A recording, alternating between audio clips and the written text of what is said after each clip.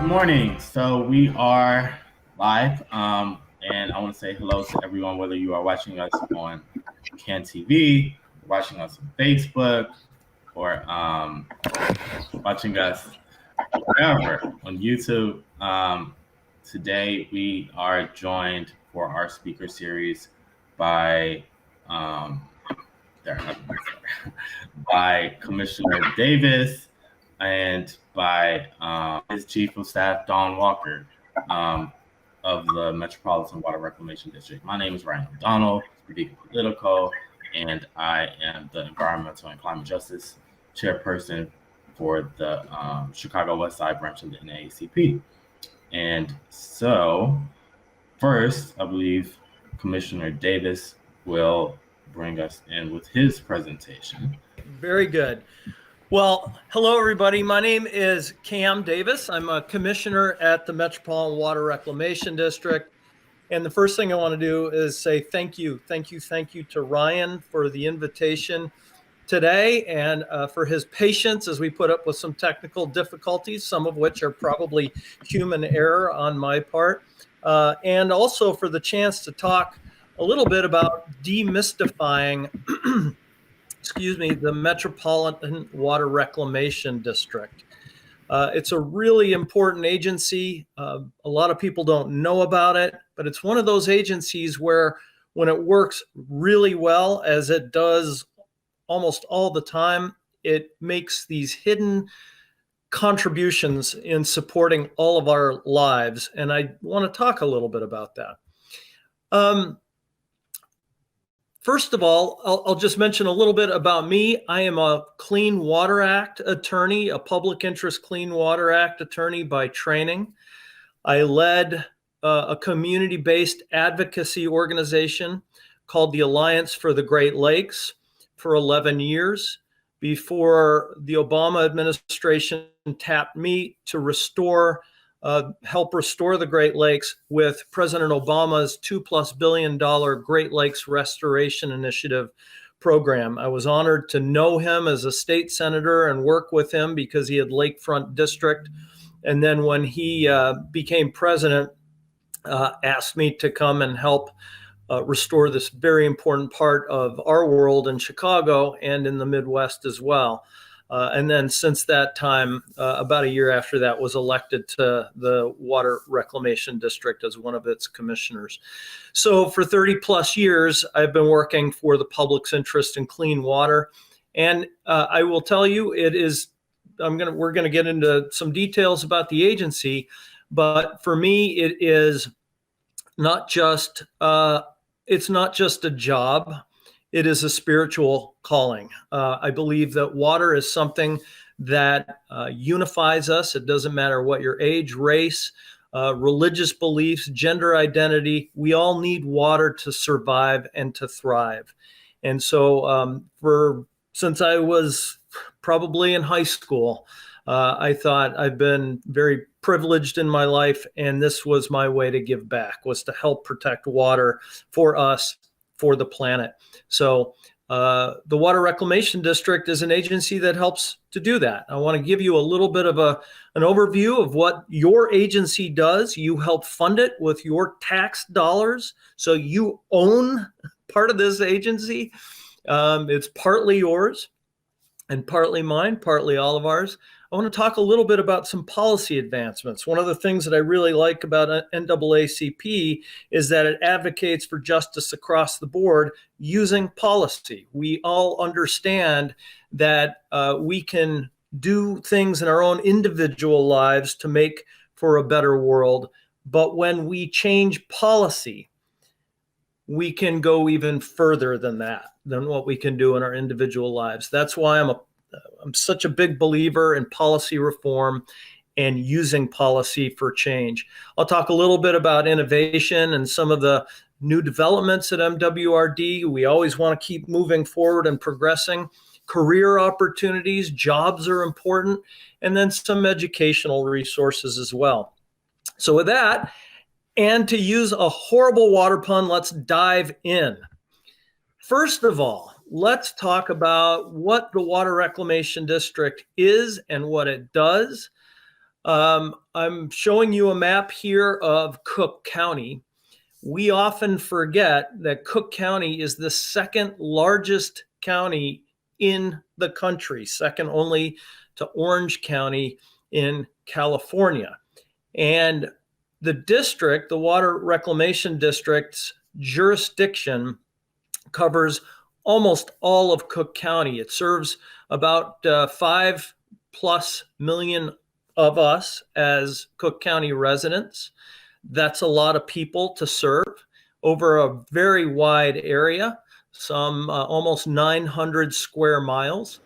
We have twin missions. I'm sorry, did somebody say something? I'm so sorry. Okay. I'm so sorry. Get you the full screen. Okay. Let's see what I can do. Great. Does that help you? I'm trying to get to it, Ryan. I just don't see where that is. Can you put up with this and while I try to figure it out and talk at the same time? Oh yeah. Absolutely. Okay. All right. I'm going to just kind of keep going while I try to sort that out. And I think I found it. Can you see it better now?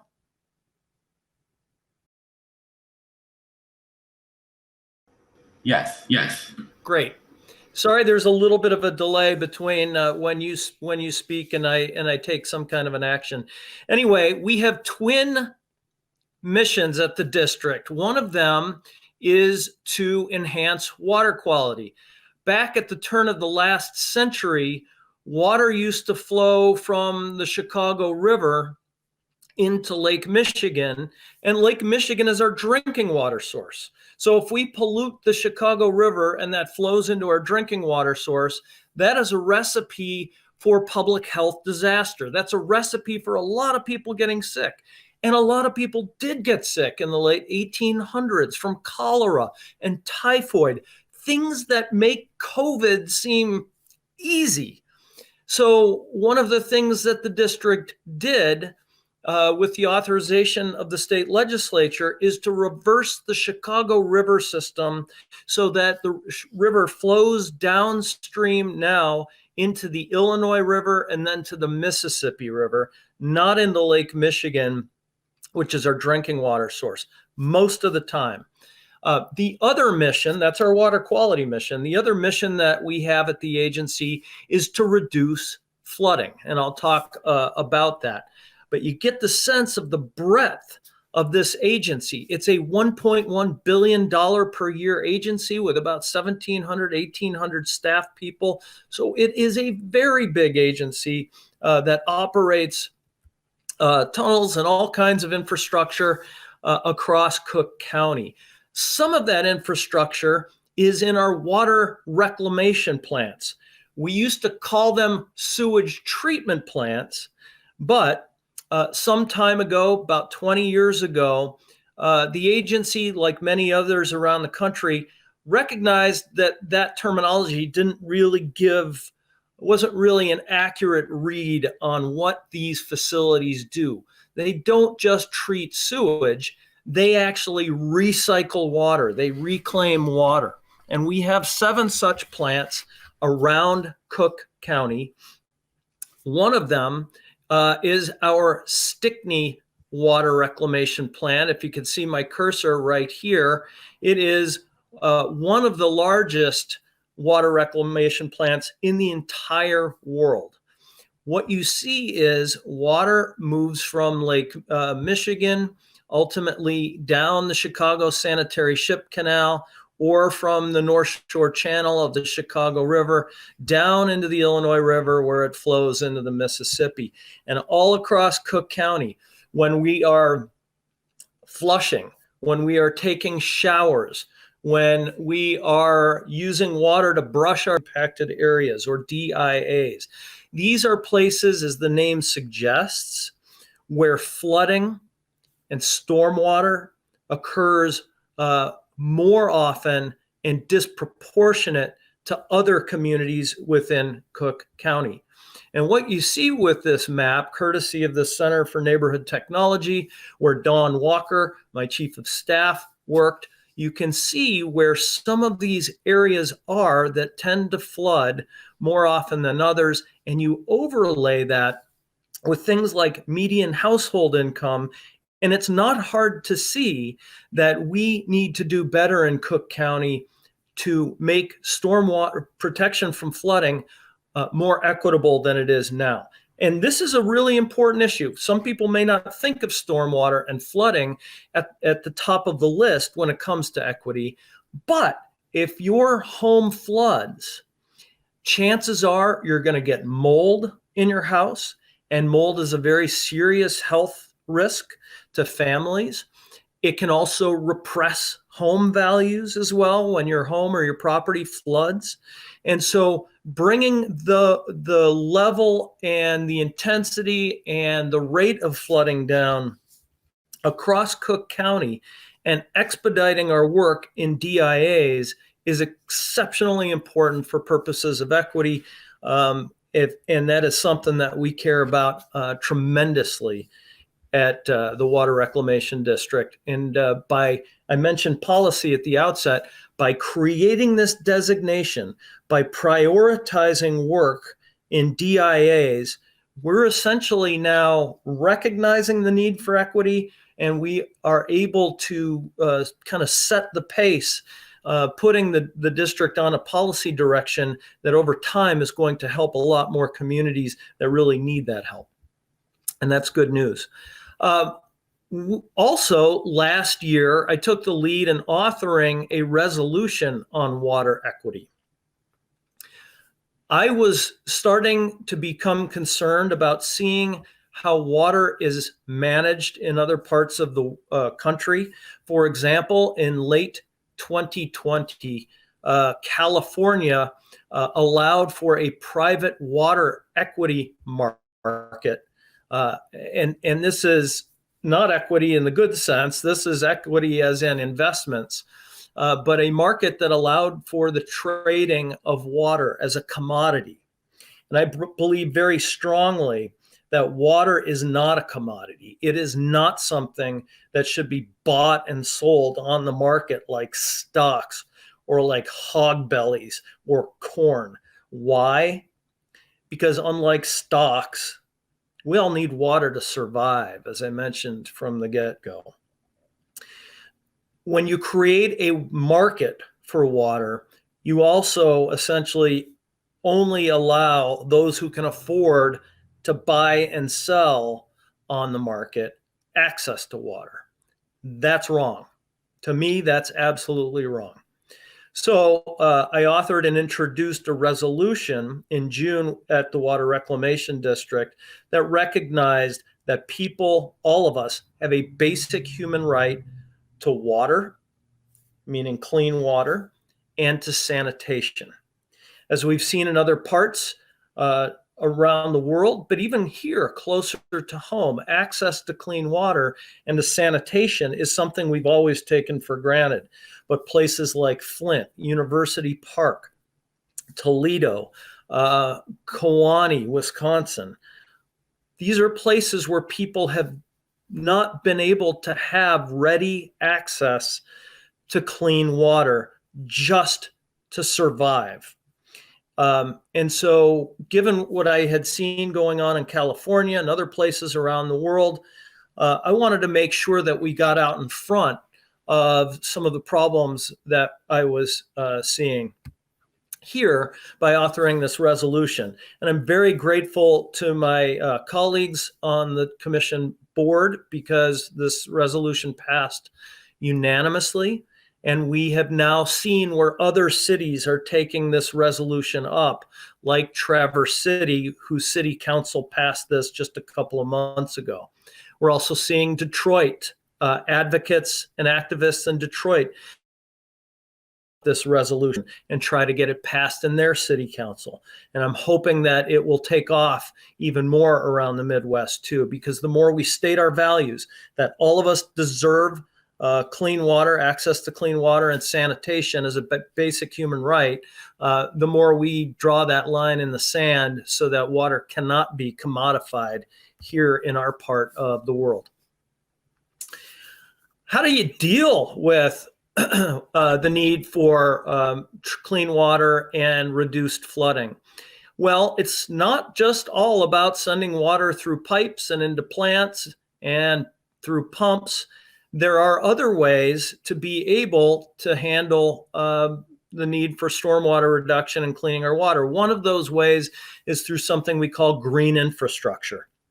And that is the use of nature. Essentially, land is a sponge. We think of it as hard, as something that you walk on and drive on and is hard. But honestly, land is really a sponge. And when we pave over it, when we seal it over the top, it loses its ability to absorb rainwater, which then creates flooding, which then can create inequities like the kinds I talked before. So the agency has a program called Space to Grow, where we will help green infrastructure work in schoolyards. And it has a double benefit. Not only does it help reduce stormwater around Cook County and reduce flooding, which we all want, but it also helps to educate the next generation about this very important approach to managing flooding called green infrastructure. Let's see if I can get this video to work. What you see here is a sample of a Space to Grow green infrastructure construction job over time lapse. What we do is we help, we take concrete out of managed flooding that don't involve pumps, pipes, and plants. And one of them is through real-time technology, working with a nonprofit called Current and others. We are doing real-time data collection in the Chicago River to tell us when pathogen levels, basically germ levels are high or low, or when water quality is good, when it may not be quite as good. And typically what we've had to do is go dip something in the water, send it to a lab, wait for the lab to get test results back, and that could happen over a matter of days. We're working to do real-time testing and sampling in water quality around the Chicago area. In the lower center picture, you see an example of what deep tunnel looks like. One of the other things that we're doing is doing a better job of sealing deep tunnel. If water can seep in through cracks, that removes capacity of the system to store storm water, and then and it's relatively clean water that seeps in. We're then treating clean water, which is expensive.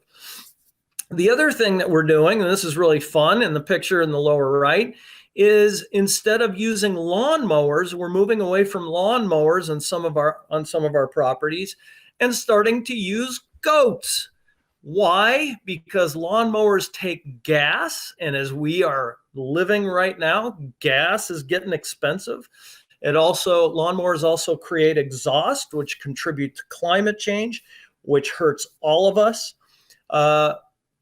The question came up a couple of years ago, what if we kind of moved away from lawnmowers and just put nature to work to help solve some of our problems? So we bring goats into some of our properties to essentially do the work of lawnmowers. They will eat grass and shrubs like any lawnmower can.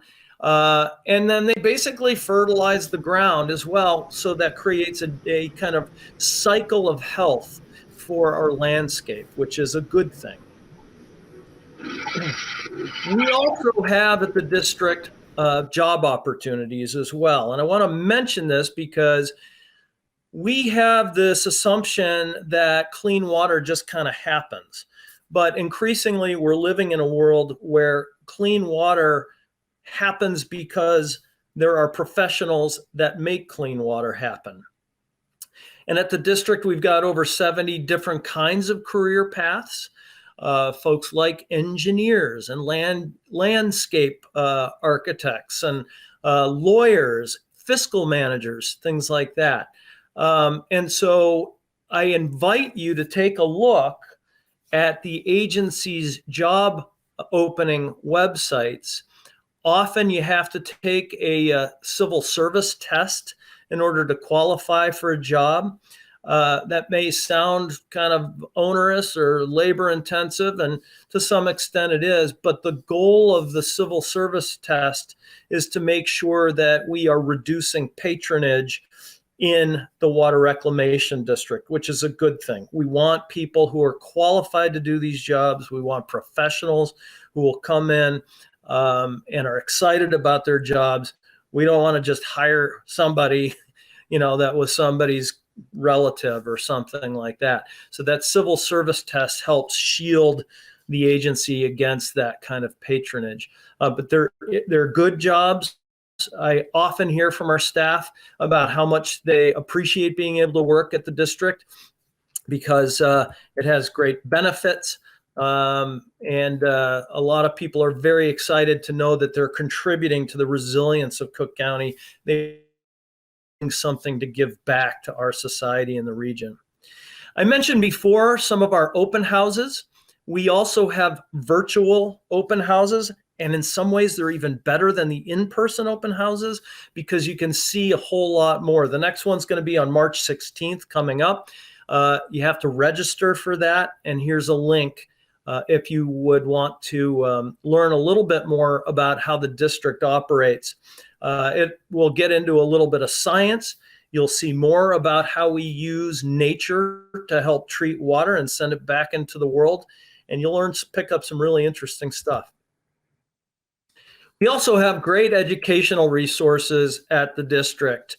And I really invite you to go online at mwrd.org. You should be able to get lots of those educational resources for yourself, for your school, your kids' school, things like that. And what we find is that using water is a great way to help get kids excited about science and technology. And there are increasing job opportunities for science and technology around the country, and our region is no different. I'll do another quick video here, but gives you a little bit of a sense of some of our education materials. This is called Where Does It Go? It helps explain the deep tunnel system. It helps explain what happens with our water once we use it. I've already described it for you, but this is an educational resource that's intended to help grab the attention of the next generation, which is something we want to do. We want to make sure that we're doing our very best to make good decisions now for Cook County and for all of us who live here and love to live in Cook County. But we need to make sure that we're getting the next generation ready to have to make its decisions about the management of Cook County and our water resources too. So the Where Does It Grow video and education resources help get the next generation interested. And that's something that I think we all, have an interest in making sure that we will do.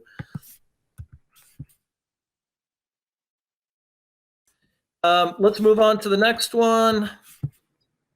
I can get it to work. I'm just going to close out with a couple more slides. This is about rain barrels. You can see one of my rain barrels, my two kids with me. I have 3 rain barrels around my house. They hold 55 gallons of water. What happens is water runs off of your roof. You store it in the rain barrel, and then you can use that water around your property. Use it for watering vegetables. Use it for watering your lawn. Use it for anything you want around your yard.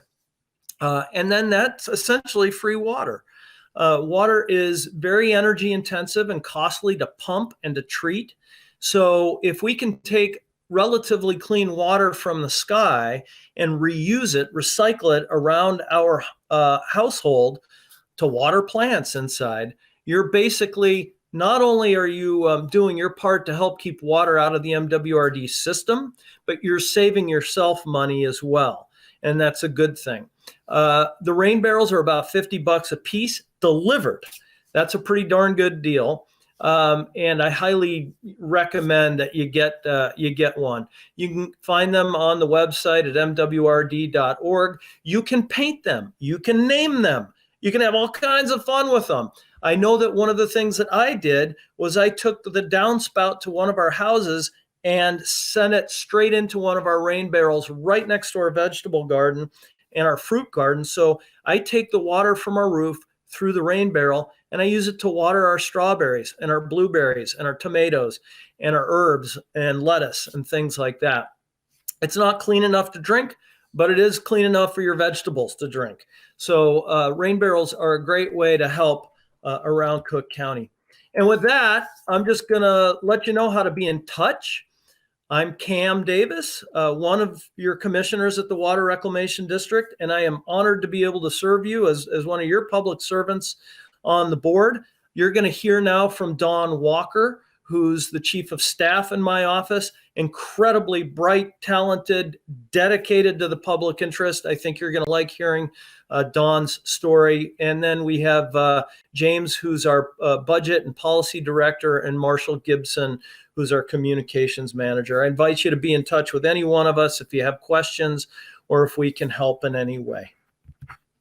And with that, Ryan, I am going to give it back to you. So yeah, I thought that was a great segue into how water is a finite resource and how in the United States, because we have something like 20% of the world's clean water supply, we don't really think of it that way. And I was wondering what you were thinking about, because I think that the best way for us to equitably distribute water is through water vouchers. And that's something that just has not seemed to take any sort of traction in Chicago. Water is a finite resource. I do believe that it has value and it makes sense for it to cost money. But like you said, also because it is a necessity, it makes sense for it to have a certain, for everyone to have a certain privilege for a certain quantity of water, right? And I'd love to hear your thoughts on water vouchers, about making those, making certain quantities of water available to everyone, and then after that, having water be set at market price instead of subsidizing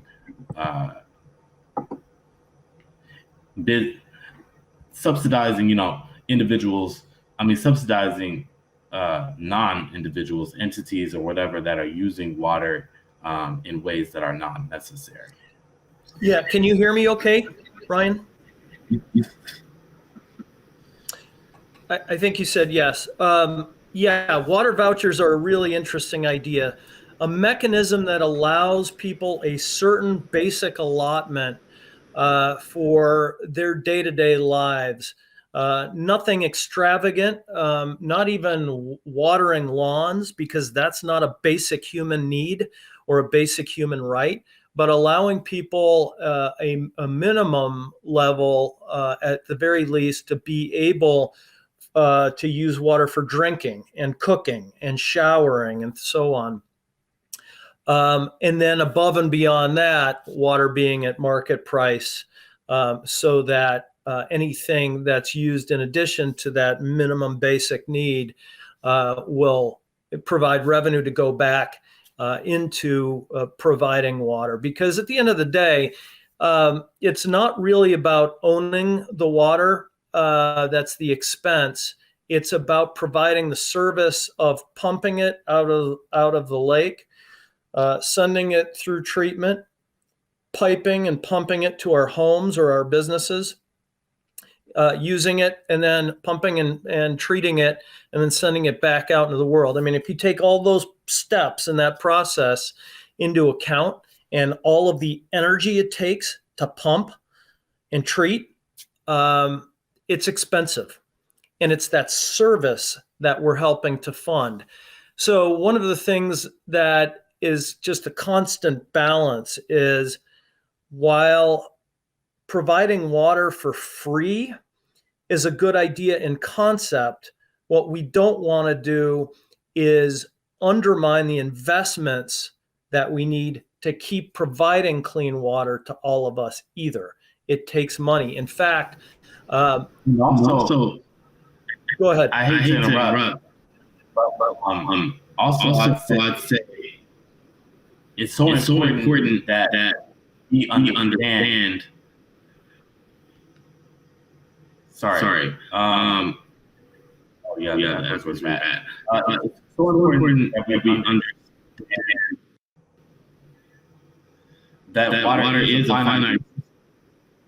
We don't really have that concept here, especially because we have the privilege of having the world's probably the most abundant water supply. Oh, you're yeah, okay, I muted you on the other one. Sorry, your computer is causing a lot of feedback. I do want to hear back from you. I'll mute you in 1 second.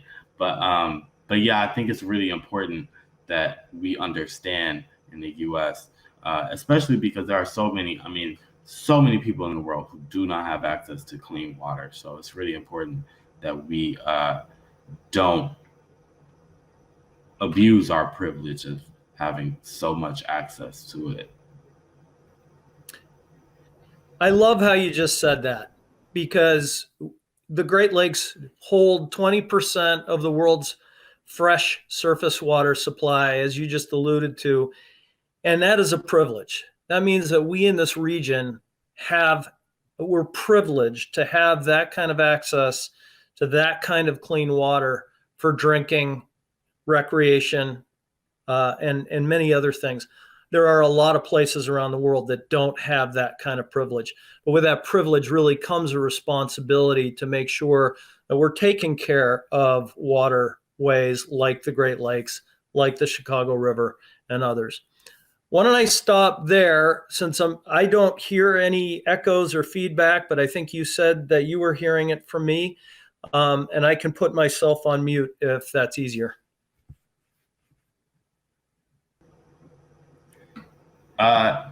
Great. Well, I had another question too about the goats, actually. So we know that animal agriculture is a huge proponent to a lot of the environmental harms, including water scarcity, including greenhouse gases and global warming. And so I'm just wondering, because a lot of times it's a selling point to use animals to do certain things and to make it like natural, but it doesn't actually have a benefit. It doesn't have the benefit of sometimes just doing things in like a more modern way, right? Like there are modern sources of meat alternatives and things like that are much better for the environment. And I'm always trying to advocate for the use of those better resources. So I'm just wondering how those goats are used, or what happens to those goats, and where they're sourced from, and to make sure that they're not contributing to those harms. Yeah, good question. My understanding, Ryan, is that MWRD does not actually own the goats. We lease the goats because MWRD is not it's not a ranching agency. It's not an agricultural agency. It's by statute, by legislative authority, the job of the agency is to improve water quality, protect our drinking water source, Lake Michigan, and then to reduce flooding.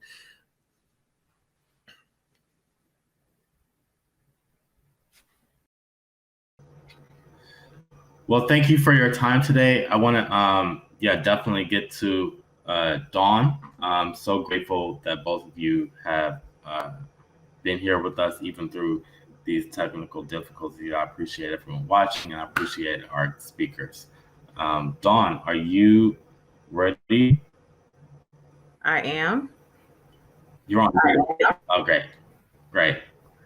And just for context, one is just going to give us some background on environmentalism, but also on, like Commissioner Davis touched on, some of those environmental opportunities, career opportunities, and how to uh, navigate that successfully, especially as a fellow Black person, because we're always trying to make sure our people are elevated into uh, these positions.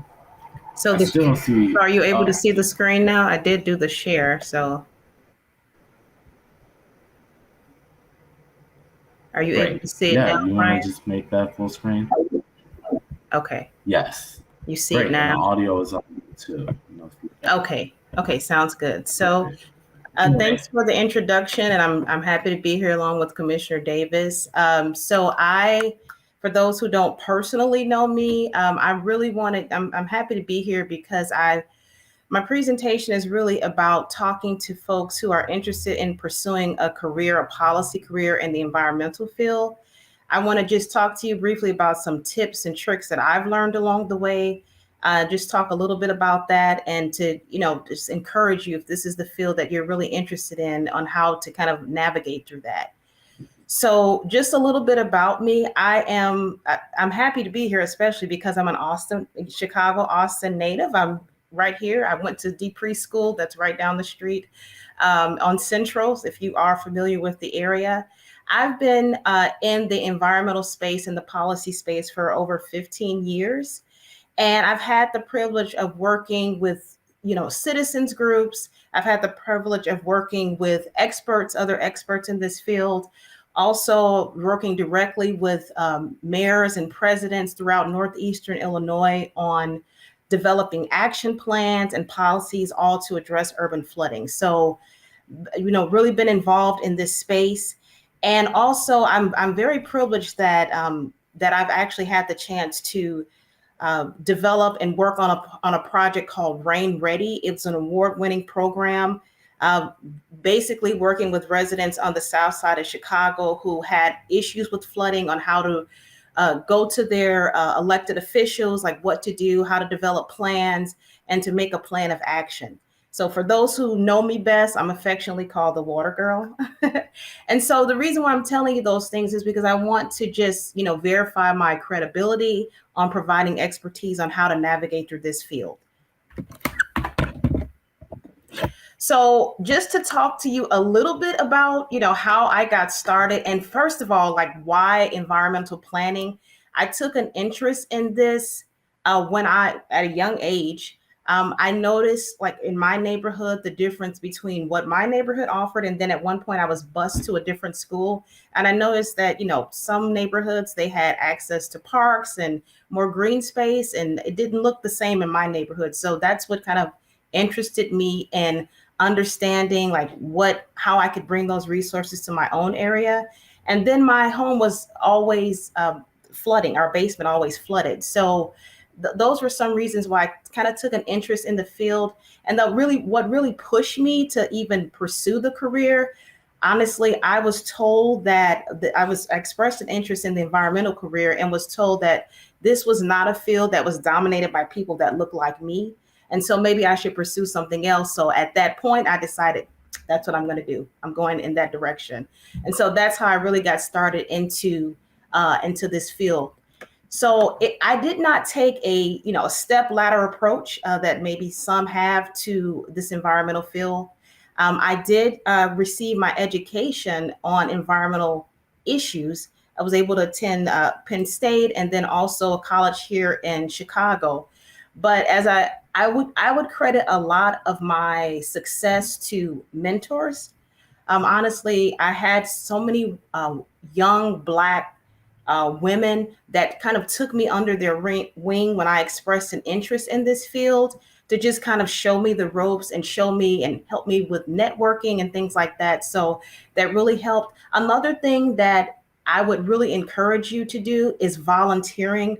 That is some way that I have really been able to kind of not only understand the field, but actually meet leaders in the field. So I participated in trail cleanups, block club cleanups, and also things within the community itself. And as I mentioned, just kind of networking in that way is a way that I was really able to kind of meet others in this field and to push for that field. And one other thing that has really been helpful to me, as I started to kind of get to know more people in the field and kind of develop my own skill set, I took every opportunity to volunteer. And I feel it's my duty to go for leadership or board positions, because my intent and purpose is not about me, but it's also about bringing in talented folks of color to spaces that maybe they don't have that opportunity. So if there's an opportunity for me to kind of lead something, my first thing is like, okay, I want to lead, but then how can I look into my own community to bring folks through this career path? And I feel like that's my mission to do, in addition to being in this environmental space. So just a few tips and tricks. Thank you for that. Did you hear me? I didn't want to interrupt, but I just had to say thank you. I appreciate that commitment to the community. Yeah, I definitely, that is something I feel like that's my calling to do. So I was helped, so I feel like it's my job to help others. Mm-hmm. Yeah, so I just wanted to, Ryan, my last slide is just to share a couple of tips and tricks that I've learned along the way. So I have learned that, I mean, it's great. Obviously become qualified. You have to, understand the field, kind of get the knowledge about the field. But I found that networking honestly is critical, and to be intentional about it. Don't just attend an event or a seminar, be intentional about who you'd like to network with.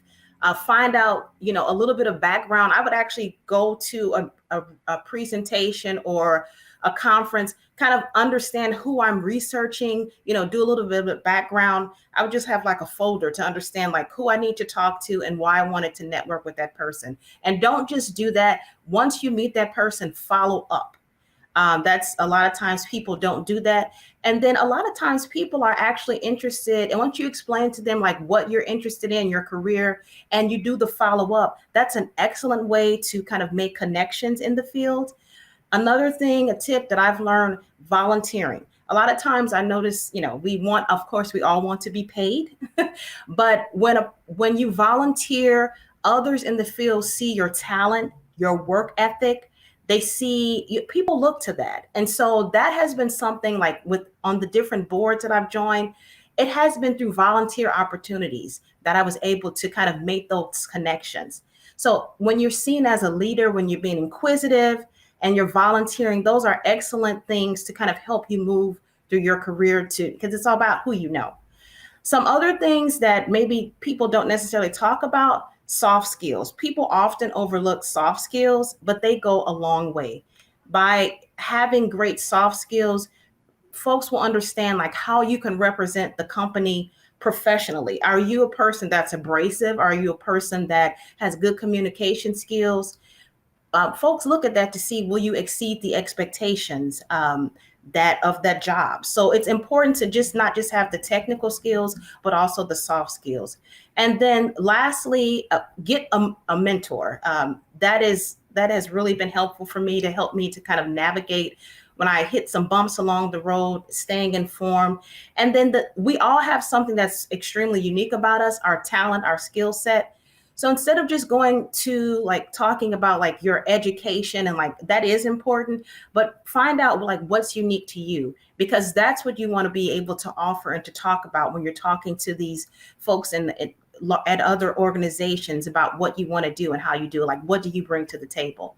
And those have been some things that have really helped me along the way to really be successful in my career. And I wanted to share that with you. And last, if you are interested in reaching out to me, as I mentioned, I love mentoring.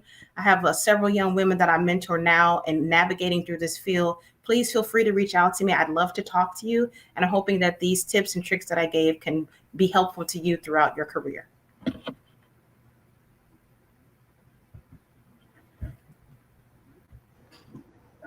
That was great. I definitely agree about mentor. I think that's been cited many times as one of the reasons why Black people aren't able to get into a lot of aren't able to move upward a lot of times because we lack a lot of those mentors in those positions to help us. And also, the networking is definitely key. I will say I don't trying to promote. Although volunteering is important, I know I have volunteered like feels like half of my life, but I know it's also really important that we get paid positions. So I do want people who are watching this right now to know that I am advocating for paid positions for our people to be compensated because, especially, for people who don't have wealth to fall back on, you can't really just give all your time to volunteering because you don't have wealth to subsidize that time. So I need to interject on that point, Ryan. I mean, I hope it didn't come across as if like we're going to do everything and not be paid. Like I mentioned, like, of course, everyone wants to be paid, but I will say throughout my career, the opportunities, including the opportunity working with Commissioner Davis, it actually came from volunteering. I was able to, it wasn't a long time, but it was a short period of time, but a skill set that I had, I was able to volunteer for that.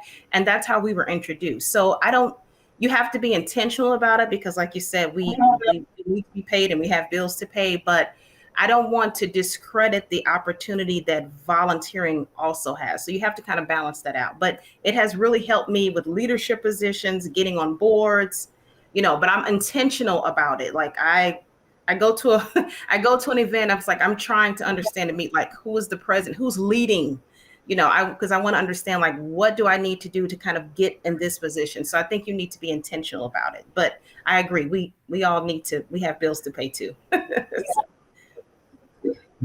Yeah, of course. No, I know the importance of volunteering. So much of this work is done by volunteers. I generally don't really even think of myself as a volunteer, but like I think of this as just like an unpaid position in the NAACP, and I really respect those of us who are volunteering very much. So I understand. I just wanted to make that clear also that I also understand people who are who need money for their work. So I am so grateful for you all coming on today and sharing all of your knowledge for everything that you all do. And also I'm excited for our next speaker series. Join the Chicago Westside branch of the NAACP for our next environmental speaker series, Air Quality and Electric Vehicles. We will stream live to our Facebook page and to Vegan Politico's YouTube channel and to CAN TV for this edition of our speaker series on April 18th, Monday at 5 p.m. Our April speaker will be Brian, the Director of Environmental Health Programs at Respiratory Health Association. Make sure you RSVP at veganpolitico.org/events. You can simply scan the QR code on your screen to go to the RSVP page. Thank you. Hope to see you there.